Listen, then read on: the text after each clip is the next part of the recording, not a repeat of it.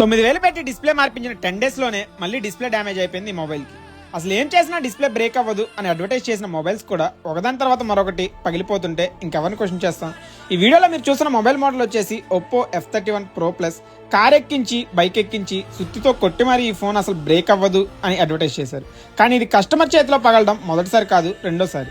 కానీ ఈసారి customer service సెంటర్కి వెళ్లకుండా మన రీఫిక్స్కి వచ్చి ఓన్లీ గ్లాస్ ఒకటి చేంజ్ అవుతుందేమో అని అడిగారు. ఈ ఫోన్ కండిషన్ అంతా చెక్ చేసి రిస్క్ చెప్పి గ్లాస్ చేంజ్ చేసిస్తాం అని చెప్పాం. కస్టమర్ కన్ఫర్మ్ చేశాక దీనికి నీట్గా గ్లాస్ రిమూవ్ చేసి 100% ఒరిజినల్ గ్లాస్ తెప్పించి న్యూ గ్లాస్ పర్ఫెక్ట్గా లామినేట్ చేసాం. ఇప్పుడు మీరు వీడియోలో చూడొచ్చు, డిస్ప్లే పర్ఫెక్ట్గా ఇంక్లైన్ అవడమే కాదు, డిస్ప్లే పర్ఫెక్ట్గా వర్క్ అవుతుంది. అలానే మనం గ్లాస్ చేంజ్ చేసామని కూడా ఎవరు కనిపెట్టలేరు. ఈ కస్టమర్ నర్సరాపేట నుంచి ఓన్లీ గ్లాస్ రీప్లేస్మెంట్ కోసం బైక్ మీద 2 hours జర్నీ చేసి మరీ వచ్చారు. వచ్చినందుకు ఆయనకి పర్ఫెక్ట్గా గ్లాస్ రీప్లేస్మెంట్ అయింది and customer was so happy.